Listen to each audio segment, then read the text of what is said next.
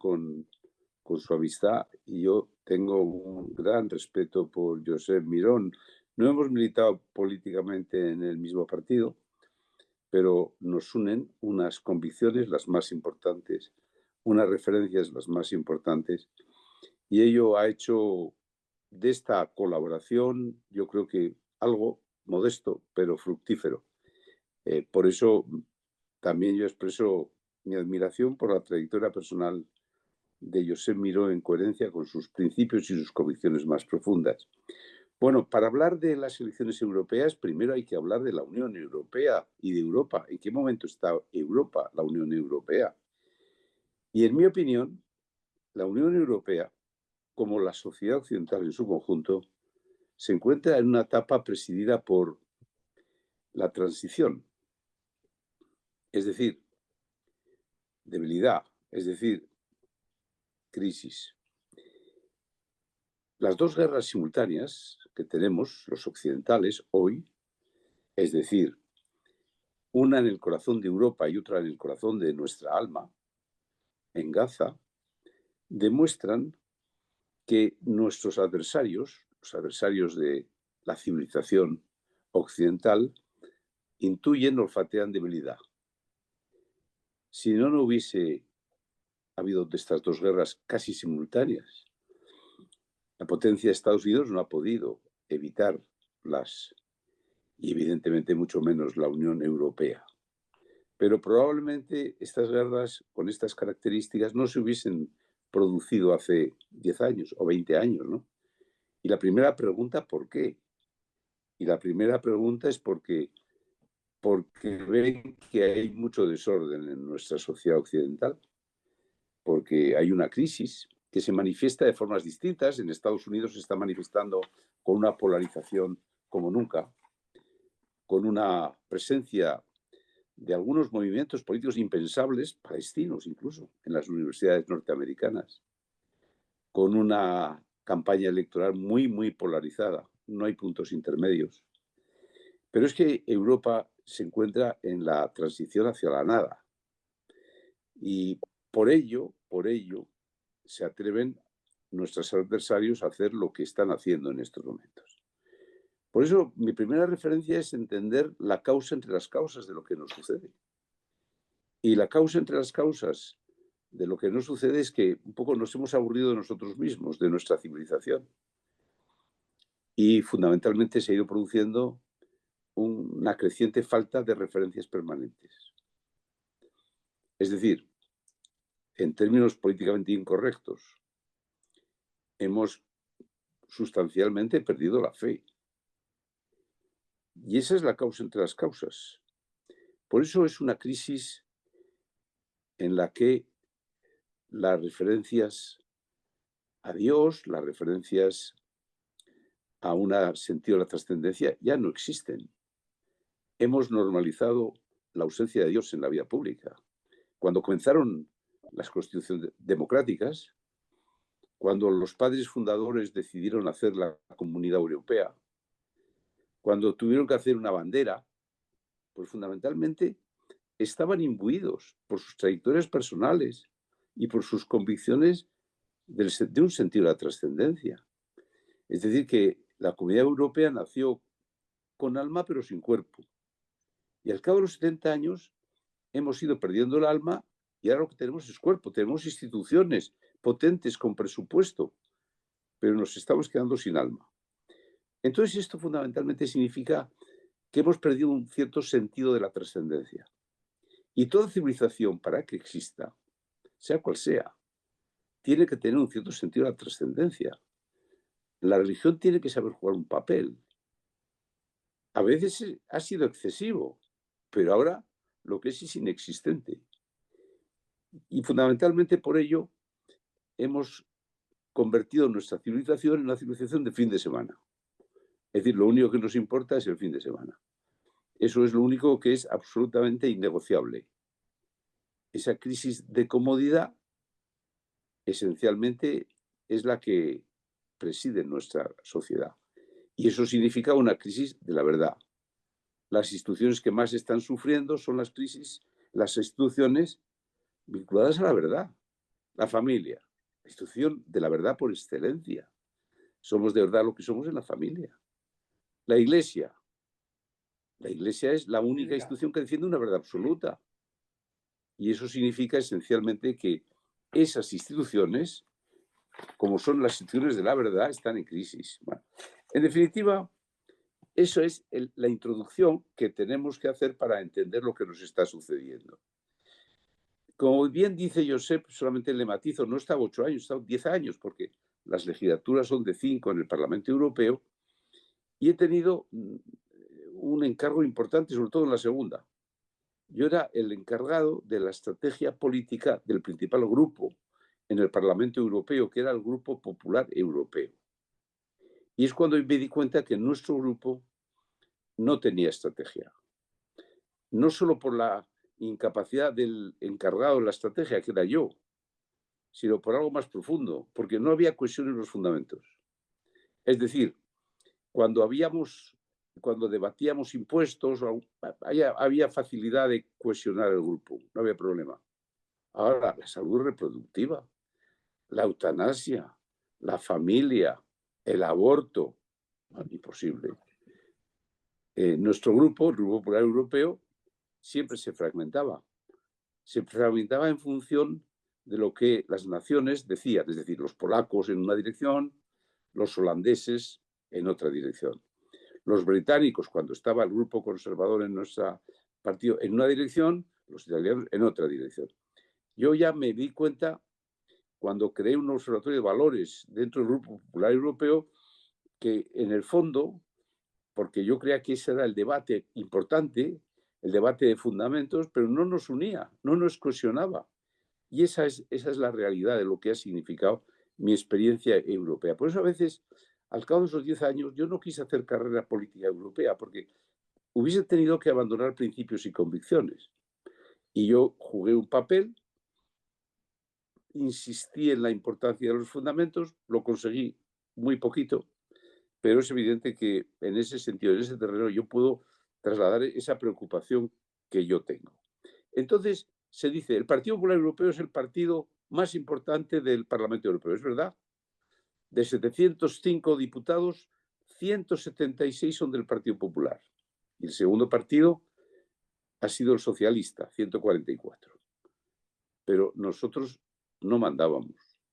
Éramos el primer grupo político, pero como había que hacer un acuerdo a efectos de elegir la comisión, elegir el consejo, el Partido Popular tenía que pactar necesariamente con socialistas y liberales, como mínimo, y a veces con los verdes, para construir una mayoría en el Parlamento y en las instituciones. Eso significaba que a veces no tenían más remedio de que dejar que el presidente fuese del PP, pero cuando había un debate de fundamentos, era un Parlamento siempre escorado hacia la izquierda. Los personajes que mandan en el plenario, no digo en otros lugares, eran probablemente alemanes y franceses. Dani Combit, el pelirrojo, que había sido un hombre clave en la Revolución del 68, era como el mandamás de la plenaria del Parlamento. Cuando venía Sarkozy, casi en plan de camaradería, pero él se burlaba de Sarkozy.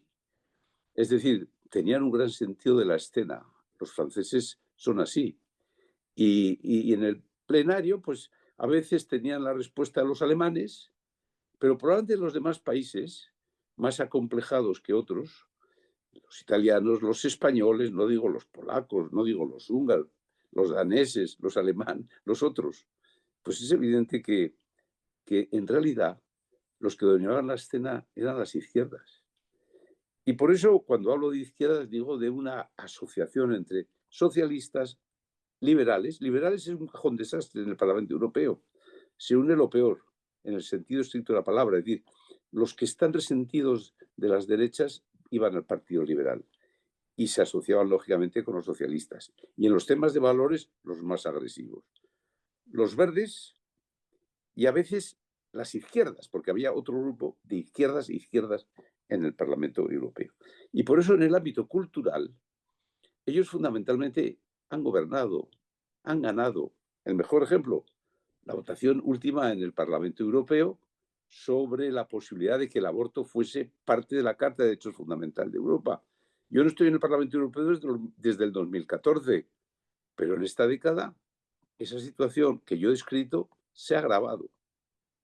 Y en el ámbito cultural, sin duda, están ganando los que, como Macron, quieren que haya un nuevo orden social, bien alejado de una sociedad basada en los fundamentos cristianos. Bueno, a día de hoy, eso es exactamente lo que ha sucedido.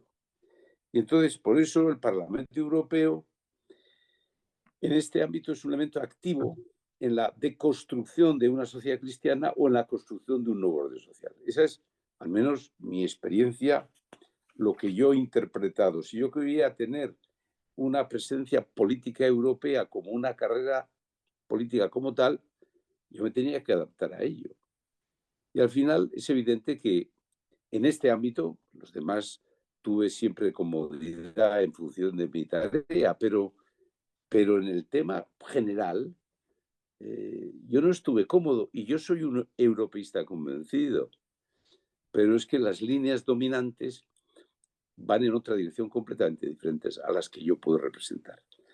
Haciendo un pequeño recuerdo, para que veamos la elección del Parlamento Europeo último del 2020, de 2019, perdón. Como he dicho antes, el Partido Popular es el clásico, es el de la democracia cristiana, es el de la CDU alemana, es del Partido Popular español, es el de la democracia cristiana italiana. El grupo más importante, más numeroso, 176 sobre 705, es decir, una minoría. Pero teníamos un problema, como antes he dicho.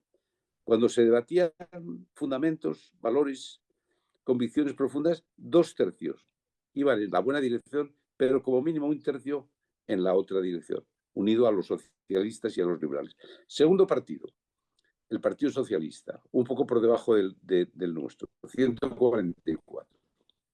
Los socialistas son, para entendernos, el Partido Socialista español. Los liberales, una mezcolanza. Ahí también estaban los partidos nacionalistas, vasco y catalán, esencialmente, pero sumaban 102 escaños. Los verdes, 71 escaños. Los verdes, sobre todo, sostenidos por los verdes alemanes. Y las izquierdas, la extrema izquierda, 38. Bueno, y luego derechas, más a la derecha que el Partido Popular Europeo, están divididos en dos. Uno en conservadores y grupo reformista. Ahí está Meloni, por ejemplo. Ahí está en estos momentos Víctor Orbán, Fidesz, que antes estaba en el Partido Popular Europeo y ahora ha pasado al grupo de los conservadores. Y luego hay unos que están ya más todavía en la derecha, que es Identity y Democracy, y ellos ahí están en ese grupo, para entenderlos, Le Pen y Alternativa para Alemania, que es el partido más ultra, y que, por cierto, su asociación ha entrado en crisis porque uno está cerca del poder, que es Le Pen, y otro está lejos del poder. Entonces, son más extremistas los alemanes y Le Pen está a punto de ganar las elecciones en Francia. Y ese diferente papel les está separando. Y yo creo que está tratando de Le Pen de incorporarse de un modo u otro al grupo donde están la señora Meloni, donde está el primer ministro Orbán, donde está Vox,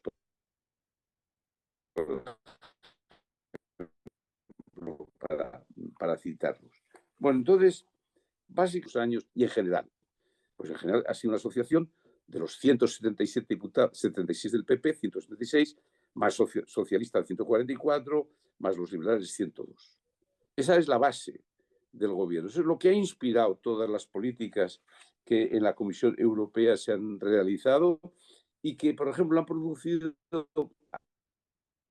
acontecimientos tan extraños que yo recuerdo como que un italiano, Rocco Berlusconi, ser comisario de justicia, llegó a la comisión en la que yo acababa de aterrizar porque era el 2004 y un presidente de la comisión, que era Bourlanges, que me había apoyado a mí en las elecciones vascas.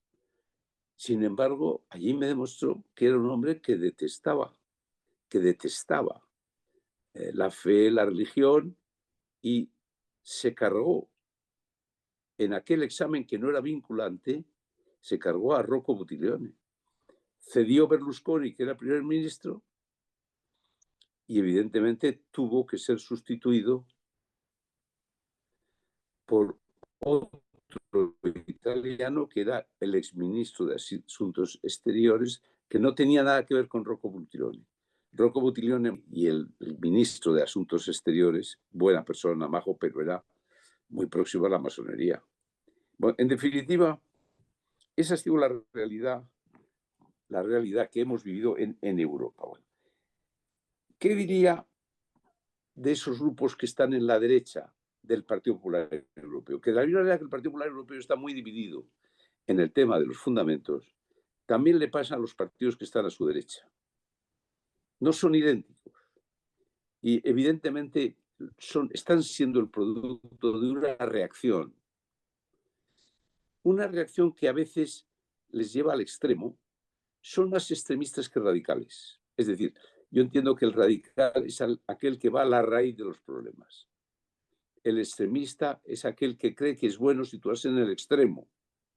Pues bien, yo creo que ahí hay distintos puntos de entender esa diferencia entre lo radical y lo extremo. Y evidentemente algunos, si están en el poder, como Meloni, moderan sus posiciones. Si Le Pen está a punto de ganar, modera sus posiciones. Si los alemanes todavía son incapaces de debilitar con potencia la CDU, son más extremistas. Y unas declaraciones que ha hecho el líder del partido de la Alternativa para Alemania, diciendo que no todos las SS eran iguales, pues ha provocado una reacción inmediata de Le Pen diciendo que no quiere participar en ese mismo grupo con los alemanes. En definitiva, lo que se produce es una reacción. A mí lo escucho, la ultraderecha, la extrema derecha, bueno, llamémoslo como queramos. A mí me gusta llamarlos la reacción. Y cuando hay reacción, no solo hay que fijarse en la maldad de lo reactivo, sino hay que fijarse por qué han nacido. Es decir, ¿qué no hemos hecho los partidos tradicionales para que nazcan? Es muy fácil fijarse en los errores que cometen los reactivos, pero es más difícil fijarte en los errores que tú has cometido.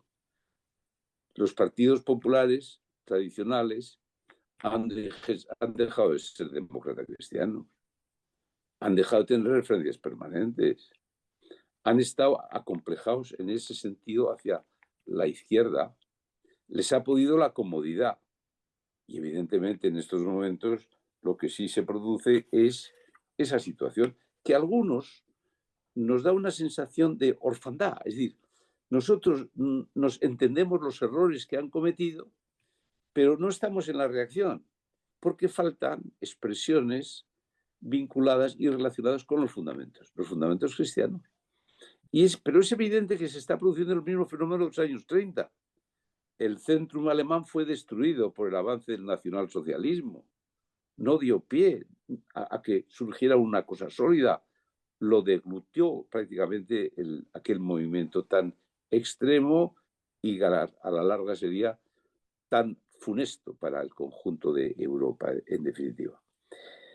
Por eso, ¿qué significa hoy?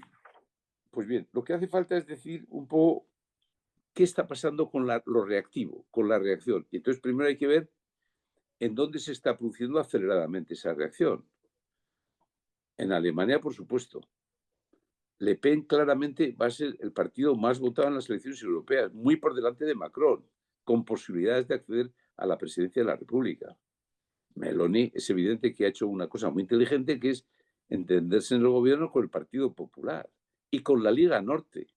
Es decir, con un partido que está, digamos, a su izquierda, por llamarlo de alguna manera, que era el partido Berlusconi, Forza Italia, que está en el Partido Popular Europeo, pero también se entiende con Salvini, que está en lo que antes yo he hablado, lo más radical, lo más extremista de Europa.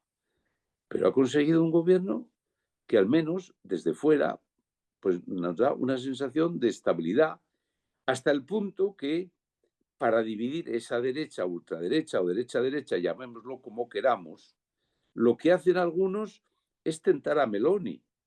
Lo ha hecho Alberto Núñez Feijóo ayer, lo ha hecho la presidenta de la Comisión, digamos, separando a Meloni del resto de partidos y entonces atribuyéndole un papel político que ella administrará bien porque es inteligente, pero que evidentemente es obvio. Pero es que en los Países Bajos ya hay un gobierno de la extrema derecha, que fundamentalmente ha conseguido que los liberales le apoyen, motivo por el que los liberales han expulsado al líder del Partido Liberal, Rutter, que había sido primer ministro durante muchos años, ¿no?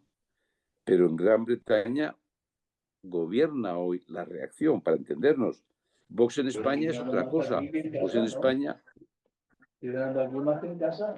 ha tenido un voto significativo, pero no ha tenido la potencia que tiene en Francia, que tiene en Italia, que tiene en Países Bajos. Y en Portugal también ha crecido muchísimo. Ha llegado al 20% en las elecciones europeas. En Polonia, a la derecha le han echado del gobierno, pero obtendrá un gran resultado en las elecciones al Parlamento Europeo. Y en Hungría es evidente que ya empieza a tener, ya lleva años Orbán, y va a tener graves problemas en el seno de su partido, que empezarán en estas elecciones europeas, porque dentro de su partido ya una persona dentro del mismo ya ha planteado el problema de la corrupción, que según él está rodeando al gobierno de Hungría. Bueno, en definitiva, las preguntas que tendríamos que hacernos son las siguientes. Primero, ¿hasta dónde va a llegar la reacción en Europa? Y yo creo que sin duda en estas elecciones va a crecer sustancialmente. Pero yo no creo que vayan a alterar los equilibrios políticos de forma definitiva a la hora de elegir la Comisión y el Consejo de Europa. Luego repasaré una encuesta que es la más próxima que tengo a través de Euronews y que es una referencia que a mí me parece significativa. Entonces, ¿hasta dónde va a llegar la reacción? Sabiendo que es una reacción más extrema que radical, es decir, que vaya a la raíz de los problemas. Segundo, cuestión, como antes he dicho, el relativismo, la comodidad de los partidos tradicionales, especialmente el Partido Popular Europeo, son causa también de esta reacción. Y tercero, hay un silencio de los demás, los que no están en la política. La Iglesia no ha estado.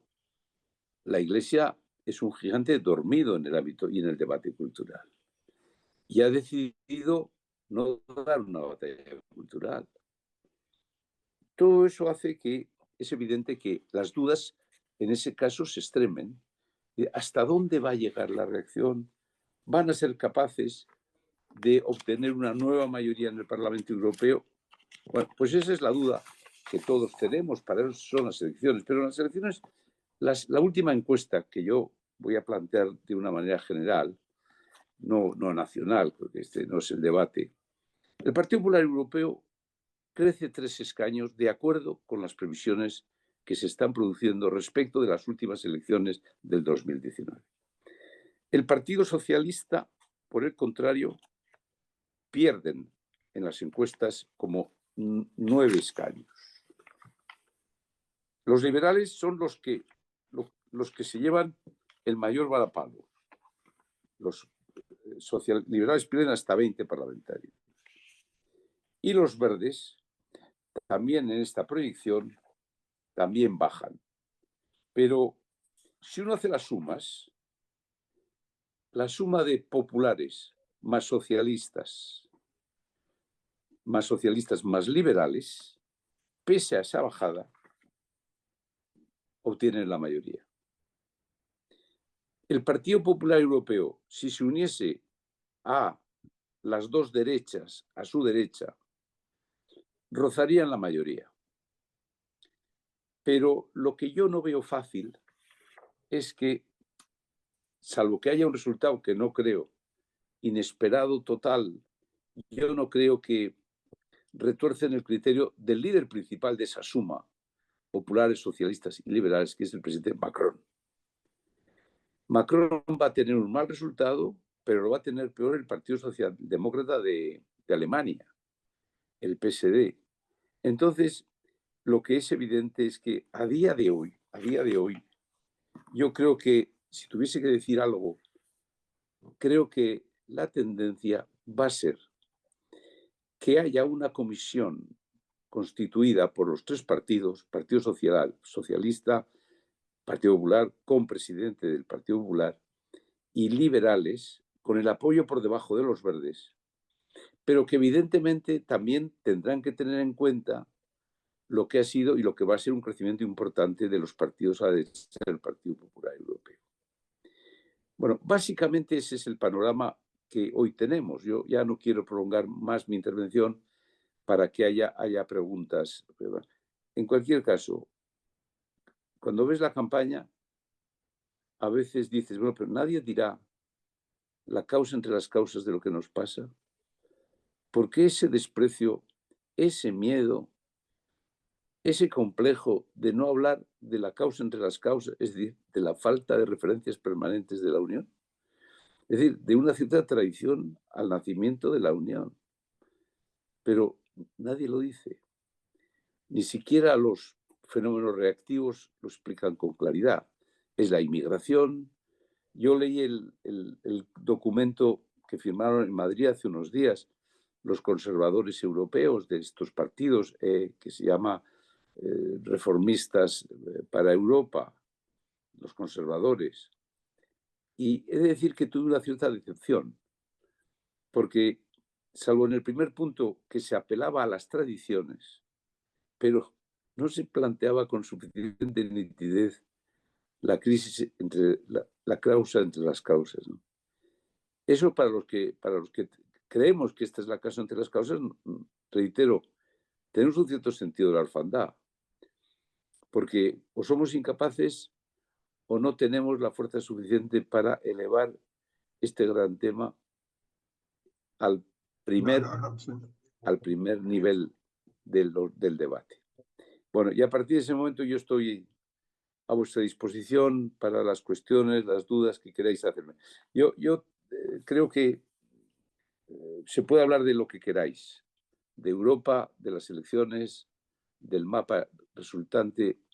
Yo no sé si he clarificado un poco una serie de ideas, pero estoy a vuestra disposición. Pues muy bien. Muchas gracias, Jaime, por tu extraordinaria intervención. Y pasemos a la primera cuestión. Como os he dicho al principio, podéis formular vuestras preguntas por chat. Hay una primera de Joaquín Guillén que dice: ¿cree usted que en el fondo una de las causas de la falta de fe y trascendencia en Europa y la política es la falta de visibilidad de la Iglesia en la calle, en los medios, en la escuela, ya que no se ve y no se conoce? Yo creo que sí, yo creo que es en parte. Es decir, la crisis, las dificultades de la Iglesia constituyen un elemento causal muy, muy relevante.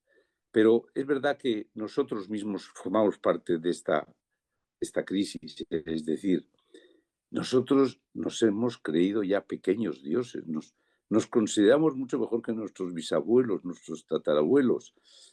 Porque hemos viajado más, porque tenemos más instrumentos de comunicación. Nos creemos un poco superiores a las generaciones que nos han precedido. Ellos administraban las guerras y nosotros administramos el bienestar material. Y entonces cuando tú te vas alejando de Dios, porque si tú aumenta tu yo, te alejas de Dios, pues es evidente que eso ha pasado en el europeo. El europeo cree que tiene todas las razones para vivir como vive, porque nos pensamos mucho mejores, porque nos hemos creído pequeños dioses y somos personas hechas a la imagen y semejanza de Dios, que es muy distinto a ser pequeños dioses. Bueno, yo creo que esa es una razón fundamental. Yo creo que eso ha provocado también una crisis en la Iglesia, Y la crisis en la Iglesia hoy se manifiesta muy especialmente en el corazón de Europa, en Alemania. Y lo que hay es un deseo de que la opinión pública se convierta en parte de la revelación. Es decir, no solo es la doctrina. No, no, no. Uno tiene que pensar que la opinión pública existente en cada momento debe marcar la doctrina de la Iglesia. Si hay que bendecir matrimonios homosexuales, como quiere la gente, pues la Iglesia tiene que hacerlo. Si tiene que fundamentalmente hacer un planteamiento basado en pseudofeminismo, pues tiene que hacerlo.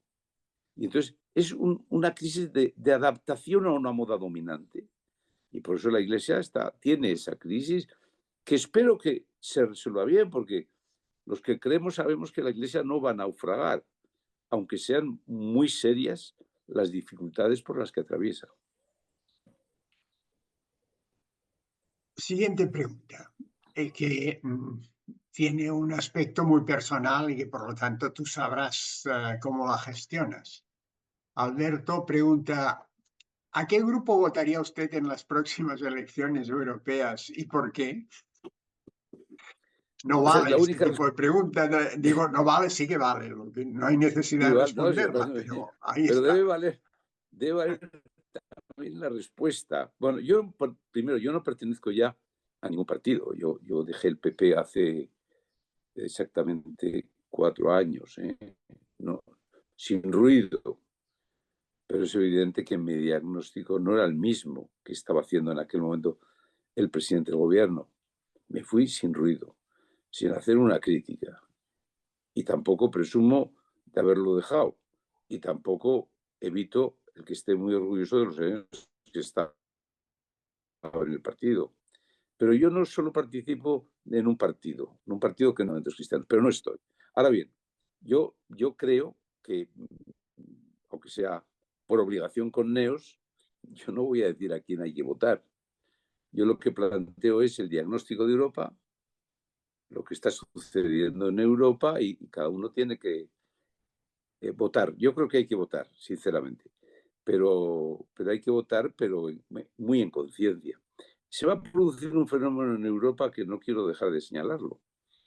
Es decir, Macron, muy singularmente, pero quiere ser la referencia del progresismo de Europa. Es decir, piensa que en noviembre puede ganar Trump las elecciones. Y dice, ¿qué tiene que hacer la Unión Europea? Sin romper con los Estados Unidos, pero tiene que ser necesariamente la otra cara de la democracia. Es decir, hay que acentuar el progresismo en Europa. Esa es la razón por la que él ha llevado a Francia el derecho al aborto como derecho constitucional y ya ha anunciado la ley de eutanasia.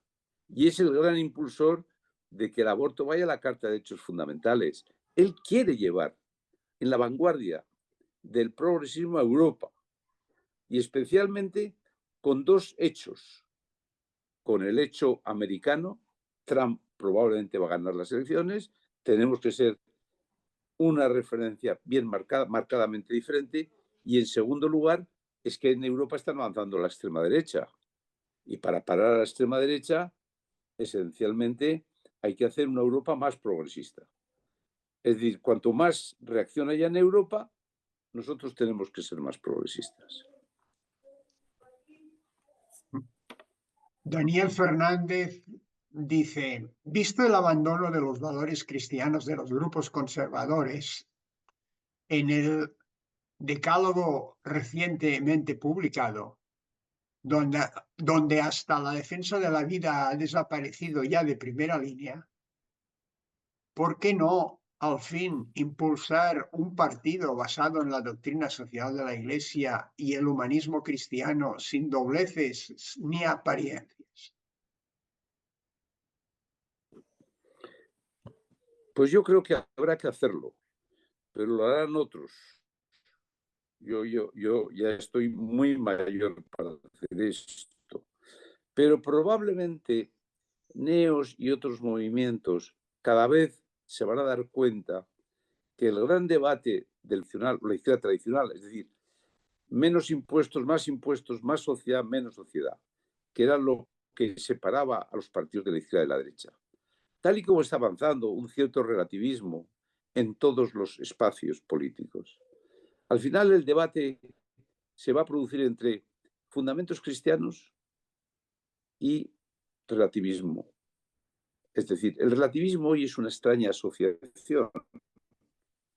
Es la asociación del marxismo cultural, del dinero, del significado estricto del relativismo moral y del positivismo jurídico. Es decir, todos los que no acepten estas leyes a ser cancelados. Bueno, ese es el adversario.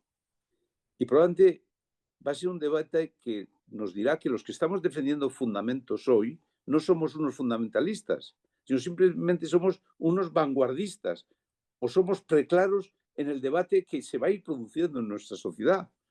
Y por eso yo sí creo que al final esas organizaciones probablemente tendrán que devenir en un partido político. Ahora bien, para eso hace falta recorrer trechos. Es decir, hay que sufrir en el desierto. Es decir, no se puede lanzar un partido cristiano porque sí. No, antes habrá que demostrar que en la sociedad civil hemos tejido lo suficiente, hemos sufrido lo suficiente, hemos padecido una cierta soledad lo suficiente como para que eso tenga capacidad de transformarse en un partido político. Bien, eso es una cuestión de encontrar el momento, la oportunidad, no ser un oportunista, pero en política hay que tener sentido de la oportunidad. Pero probablemente yo añado, y además eso lo tendrán que hacer probablemente jóvenes. Ahora nos corresponde sembrar, no recolectar. Yo creo que hay que sembrar estas ideas, estas convicciones, estos fundamentos cristianos y en un momento determinado, si eso tiene perseverancia, tenacidad, si somos auténticos, probablemente el debate político estará llamando a las puertas de estas organizaciones, hoy sociales, hoy de la sociedad civil. Luis Brugarolas pregunta, ¿no cree que los partidos políticos ocupan todo el espacio público porque la sociedad civil ha dejado de ser visible? ¿No tenemos la responsabilidad de exponernos en la plaza pública? Es evidente que la partitocracia hoy ocupa todo el espacio público, casi todo. Pero en vez de criticar a los partidos, hagamos la autocrítica a los que ya no estamos en los partidos. Y nosotros, en la sociedad civil, muchas veces queremos ser cabezas de ratón y no hacemos un esfuerzo para que haya un cuerpo de león. Entonces, el individualismo es, en mi opinión, un cáncer que hoy domina nuestra sociedad. Hoy nadie con ambición y con inteligencia, un chico de 25 años, no se dedica a la vida pública. La mediocridad está avanzando en la vida pública, pero en todas las instituciones, también en el nombramiento de obispos. Muchas veces se busca la mediocridad, pero sin duda también en nuestra sociedad civil, en nuestra sociedad política. Entonces, de alguna manera, los que estamos en la sociedad civil, bueno, tenemos que hacer siempre un esfuerzo de suma, de síntesis, que no seamos unos cuerpecitos, porque no existimos. Y en la práctica hay una inexistencia de sociedad civil. Bueno, por eso también nació NEOS. NEOS nació con la capacidad siempre de sumar con otras organizaciones, de saber sumar, de sintetizar, de encontrar puntos de encuentro. Hoy mismo hay un acto en la Fundación Villanueva y que hemos hecho una propuesta de conferencias. Yo enseguida llamaba a una asociación dentro de aquella institución, me parece que es Civitatis, y he dicho, oye, hagamos juntos. Dentro de unos días vamos a hacer, tras las elecciones europeas, un acto. Hay un foro que preside Gomá y está Javier Rupert. Y yo, y hagamos juntos. Es decir, yo creo que hay que tener conciencia de que hay que sumar. Y yo creo que además los laicos ahí tenemos que jugar un papel protagonista. De momento la Iglesia sigue siendo un gigante dormido en el debate cultural. Cree que lo más inteligente hoy es no estar. ve demasiado desorden, ve casi el final de una etapa de Occidente. Y es verdad, yo creo que vivimos el final de una etapa de Occidente, no de Occidente, pero sí de una etapa de Occidente que arrancó el año 45. Y entonces la reacción de la Iglesia es un poco, con las dudas que tienen dentro, retraerse. José Manuel Prats plantea, hay think tanks en los grupos que aún consideran, internamente al menos, que Europa tiene unas raíces cristianas. Influir en ellos a base de propuestas de formación e información, hacer eventos en el Parlamento de la mano de sus grupos, etcétera, puede ayudar a empoderar palabra a estos grupos para descararse, interrogante. ¿Hay opción? Hombre, hay que aprovechar todos los resquicios, pero cada día en el Parlamento Europeo va a ser más difícil defender lo que hoy defendemos nosotros, como sucede en muchas universidades americanas. En el Parlamento Europeo, los últimos eventos, que yo ya no los he organizado, pero los organizaba antes, y era una semana por la vida. Bueno, en los últimos eventos que se han organizado esas mismas personas que han hecho los mismos actos que hacíamos nosotros, ha sido objeto de scratch en la entrada de la comisión. Pero los propios funcionarios, que en la defensa de la vida, pues les abucheaban en la entrada, en los pasillos del Parlamento Europeo. Esa escena la he visto yo hace 5 o 6 meses, ¿no?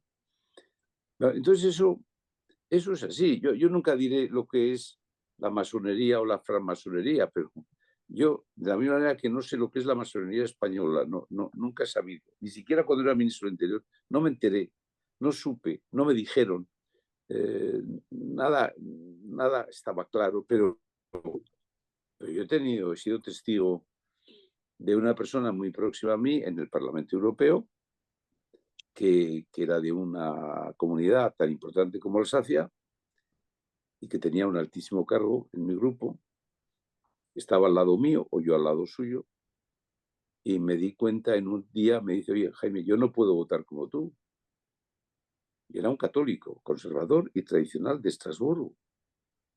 Y me dice, es que a mí me ha escogido la francmasonería y no puedo votar como tú estás votando. Bueno, esa es la realidad francesa. Pero eso sí que yo tengo, soy testigo de primera mano.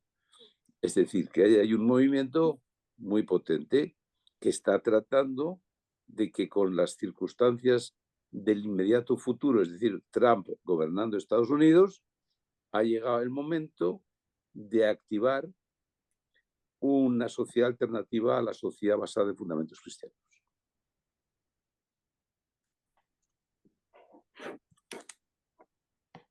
Pablo dice, ¿qué le diría usted a los clérigos o cristianos que dicen, no usemos la palabra batalla o cultural o lucha cultural? ¿Los cristianos no debemos ser beligerantes? Pues hay que serlo. Es decir, no sé si es un acierto o no la palabra batalla. El otro día invitamos a un filósofo, Fabrice Haddad, que tiene las ideas muy claras, y me ha dicho, no es estrictamente una batalla cultural. A mí no me gusta ese término. No, el problema es que no hay cultura. Es decir, que todavía era más beligerante él en su diagnóstico.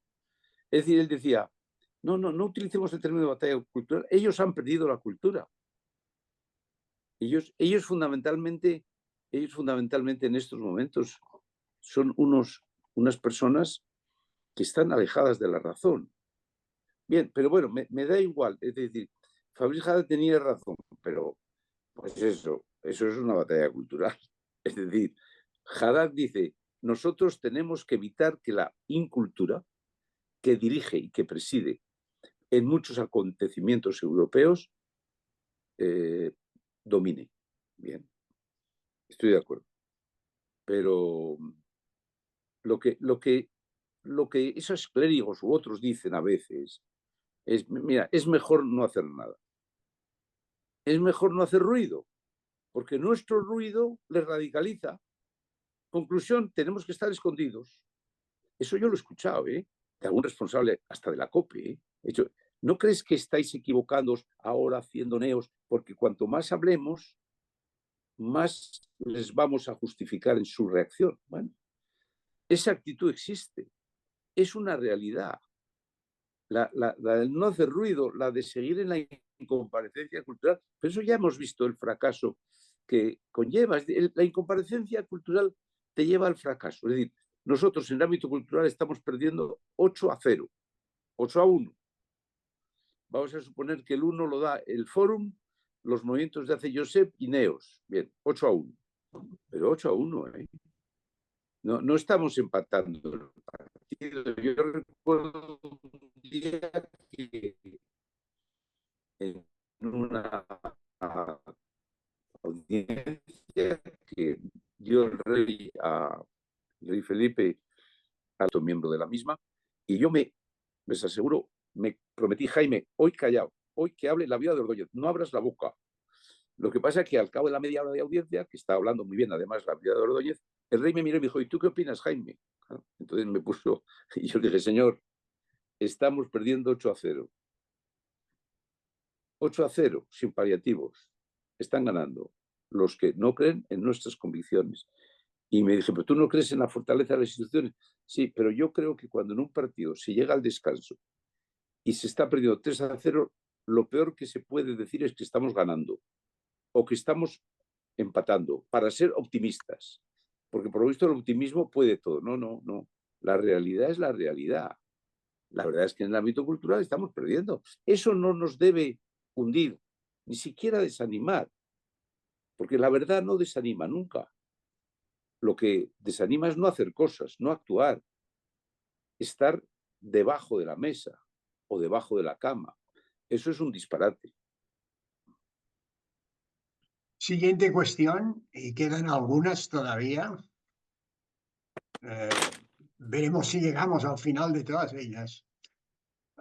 Dice, es de María Pilar Ruiz, y dice, muchos de los que estamos aquí queremos poder hacer algo para revertir esta situación para bien como ciudadanos de a pie. ¿Qué nos aconseja hacer? Bueno, yo creo que los católicos tenemos que cambiar de actitud o de mentalidad. Nosotros durante demasiado tiempo creíamos que éramos parte de una mayoría social. Eso se ha terminado. Hombre, hay comunidades en las que más claramente se ha puesto en evidencia, de Cataluña y País Vasco, el lugar donde vive Josep y mi tierra original. Bueno, es evidente que hace tiempo quienes creemos somos una minoría. Pero en general, en España, hay que cambiar de clic, es decir, no somos mayoría, somos minoría. Pero como decía el Papa Benedicto, sean ustedes una minoría creativa, es decir, participativa. La minoría tiene que ser auténtica. Es decir, tenemos que demostrar que creemos. Es decir, yo siempre digo, la fe no se impone, pero no se esconde. Entonces, lo que está claro es que no hay que esconderla. Y entonces yo lo que creo es que esa minoría tiene que saberse organizar. Los católicos hoy en España no tienen un proyecto, no tienen plan, no tienen una estrategia, porque no hay masa crítica suficiente. Y he de decir que yo a veces, con otras organizaciones, me empeño en que haya una masa crítica, pero no somos todavía la suficiente masa crítica para existir en el ámbito público. Bueno, entonces lo que hay que hacer es que cada uno se pregunte, bueno, ¿qué puedo hacer más yo? ¿Cómo puedo pasar a esa minoría creativa? ¿Cómo puedo participar más? Y esa es la pregunta que tiene que responder cada uno de nosotros. De Pau Sanfeliu, señor Mayor Oreja, compartiendo toda su reflexión, sin embargo, pienso que un fallo o carencia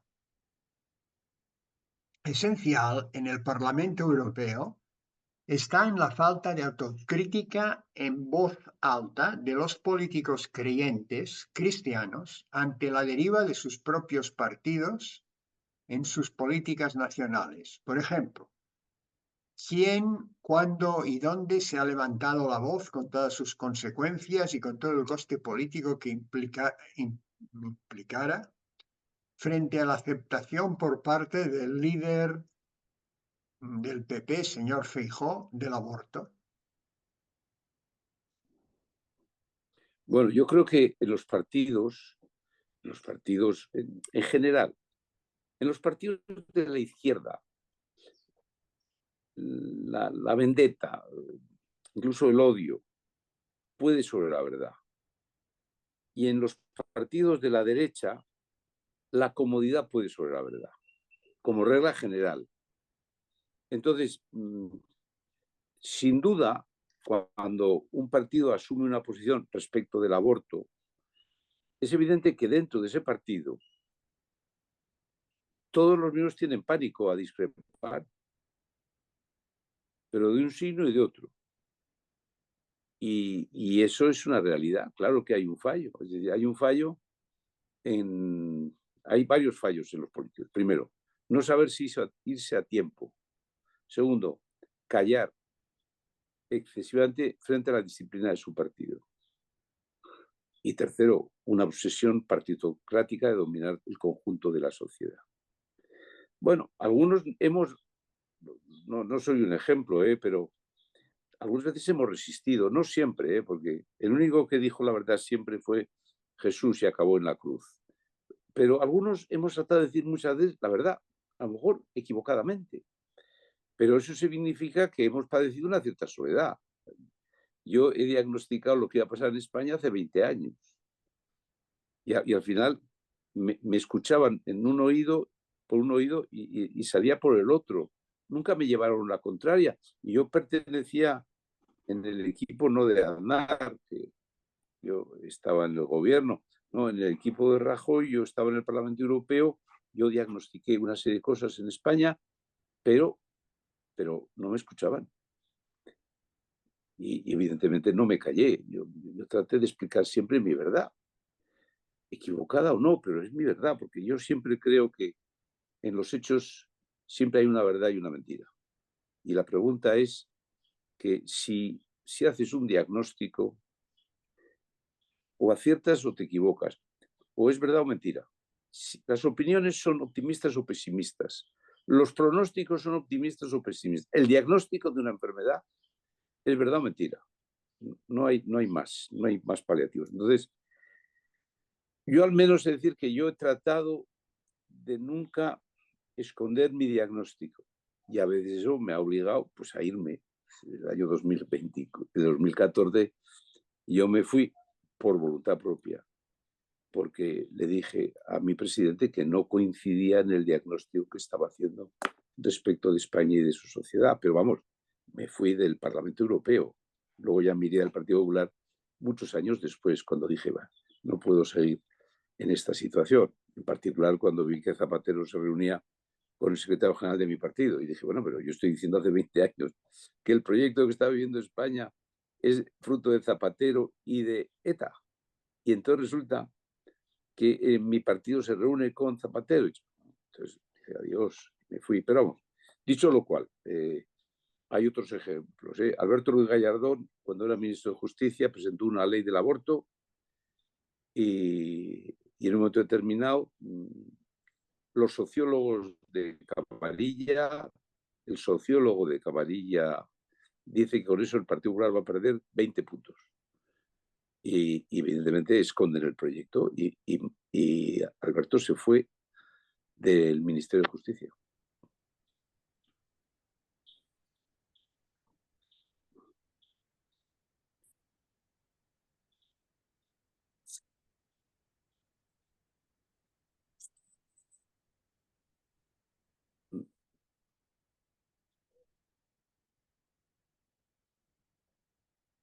Yo no oigo ya.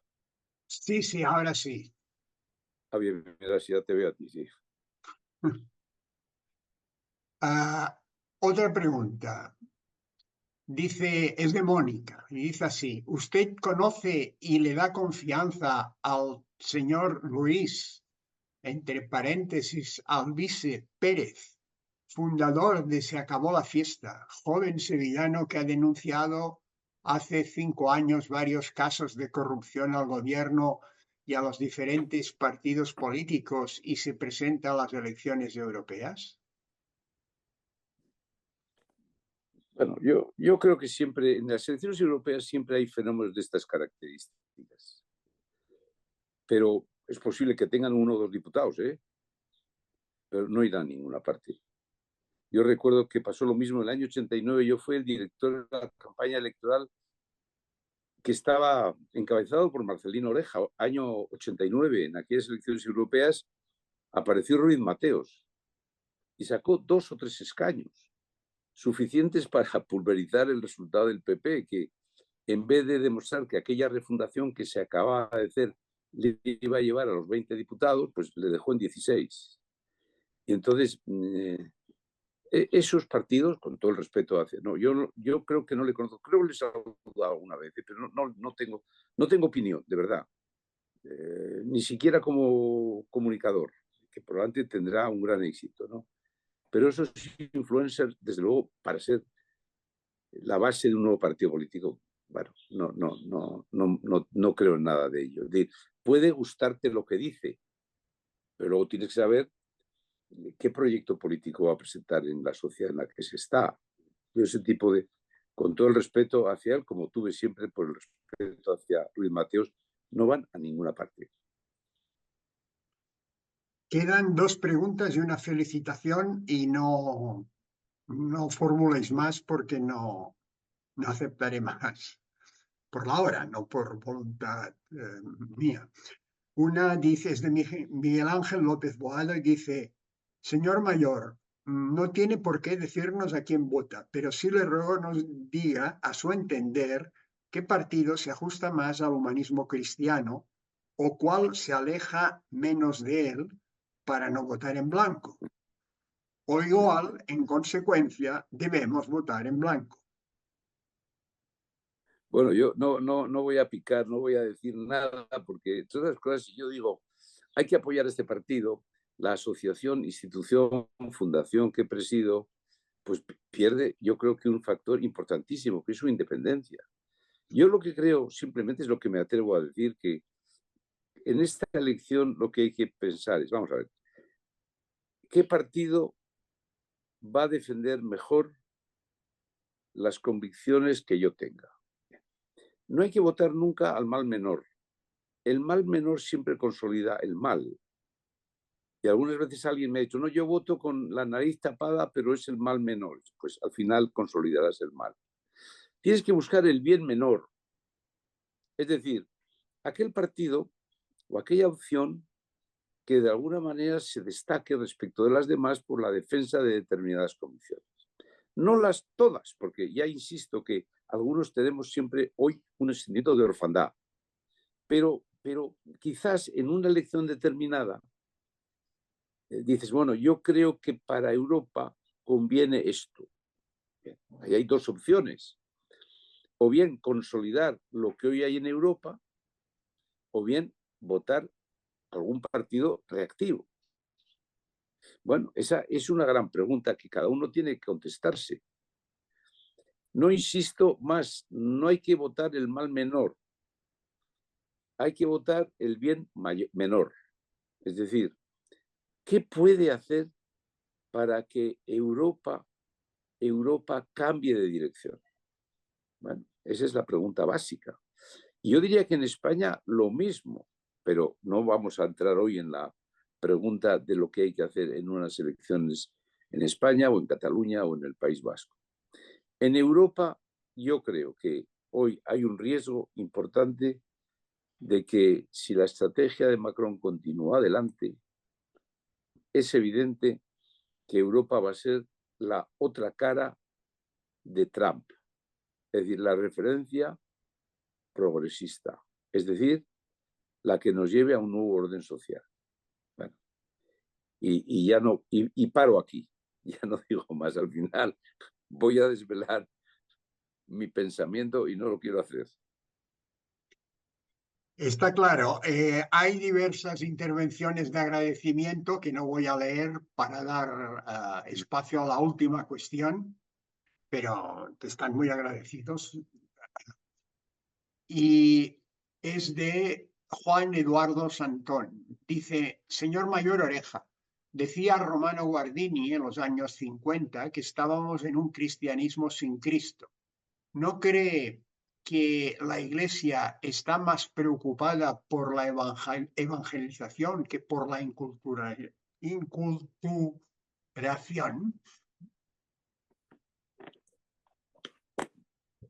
Pero es que yo creo que, vamos a ver, la fe no hay que encerrarla en tu casa, ni en tu familia, tiene que ser auténtica. Pero si es auténtica, la fe no debe refugiarse en su familia, en la iglesia solamente. La fe se tiene que hacer cultura, es decir, tiene que estar en el ámbito público. No puede encerrarse. Entonces, hay que hacer las dos cosas. Hay que dar doctrina, es decir, hay que ser auténticos en la defensa de nuestras convicciones y tenemos que al mismo tiempo, con esa actitud, evangelizar. Las dos cosas. Pero vamos a ver, si no, la incomparecencia cultural es letal, ya se ha demostrado que es letal. Y hay una frase, yo recuerdo que me explicó muy bien en un momento determinado el propio José Ignacio Munilla, en un acto que participábamos en Lisboa, que se acercó un obispo ortodoxo, coincidían los dos en la mesa redonda. Yo estaba porque esto había sido un acto organizado por Juan Ubas en Lisboa y me lo contó cómo Munilla recibió del ortodoxo la siguiente explicación. Mire usted, José Ignacio, desengáñese. Ustedes los católicos tienen que ser más ortodoxos y nosotros, los ortodoxos, tenemos que ser más católicos. Esto es, más universales. Bueno, yo en estos momentos, yo trato de hablar mucho con los sacerdotes. Madrid tiene hoy una base social de fe. Y entonces yo trato de hablar con párrocos ejemplares que llenan las iglesias. Yo también les digo, vosotros lo importante es la fe, sin duda, pero vosotros de vez en cuando en las homilías tenéis que hablar algo del debate cultural. Es decir, es que en España hemos hecho una cifra récord de leyes contra la antropología cristiana en 4 años, fundamentados en la autodeterminación de la persona. Es decir, lo bueno es autodeterminarse. Es decir, un señor que quiera morir, pues puede hacerlo, puede suicidarse, la eutanasia. Una mujer que quiera abortar puede hacerlo, es su libertad. Una persona que quiere cambiar de género puede hacerlo. Es decir, es la autodeterminación de la persona. Es decir, la libertad no tiene límites. Bueno, y la libertad sin límites no es libertad, es esclavitud. Entonces, quiero yo decir que de la misma manera que los sacerdotes tienen que dedicar más tiempo a entrar en el debate cultural, es decir, en las parroquias, en tantas procesiones, en esa religiosidad tan importante, esa religiosidad popular tan importante, pero además de procesionar a Cristo Jesús o a la Virgen María, habrá que defender la vida y habrá que defender una posición vinculada a la dignidad de la persona y a la familia, ¿no? No solo estamos para hacer procesiones, tienen que implicarse en este tema. Bueno, pues yo creo que de la misma manera que los sacerdotes tienen que dedicar más tiempo al debate cultural, los laicos, los que estamos en la vida pública, tenemos que también ser capaces de no esconder nuestra fe. Es decir, hay que decir que hay que vivir como si Dios existiera, aunque no seas creyente. No hay que vivir como si Dios no existiera. Hay que vivir como si Dios existiera, pero católicos y no católicos, porque hay que vivir con límites, hay que vivir con referencias, hay que vivir con normas, y eso es lo que creo que en ese terreno tenemos mucho que hacer. Pues muchas gracias, Jaime. Creo que ha sido una sesión formidable. Has aportado una visión que sin duda nos enriquece y nos da nuevas perspectivas.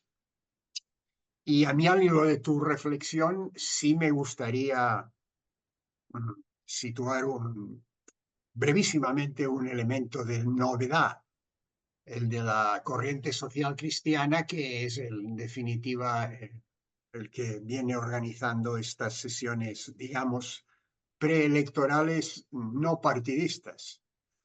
Porque la novedad de la corriente social cristiana radica, para decirlo en pocas palabras, en un proyecto para el ámbito político sin ser un partido político y una propuesta que, siendo cristiana, es válida para el conjunto de la sociedad, es decir, para todos.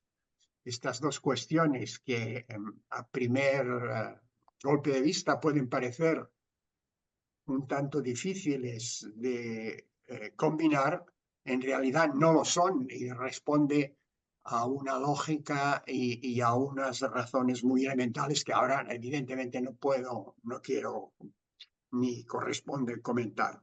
Lo que sí sugiero es que quien tenga interés entre en la web de la Corriente Social Cristiana, en concreto alcurrent.org, y creo que allí empezará a encontrar determinadas razones para la acción. Y repito, pues gracias, Jaime, ha sido fantástico. Te pediremos tu ayuda y tu visión en más ocasiones y, señoras y señores, todo esto ha sido gratis y se termina, porque todo lo bueno se acaba. Buenas noches a todos. Muchas gracias, buenas noches. Muchas gracias. Buenas noches y muchas gracias. Buenas noches. Buenas noches. Adiós. Muchas gracias. Buenas Adiós. noches, buenas noches. Gracias. Buenas noches. Buenas noches a todos. Adiós. Ha sido genial. Muchísimas gracias. Gracias por todo. Cerramos la sesión. Muy bien, amigos muchas y gracias. amigas. Gracias. Ha sido un gusto. Gracias por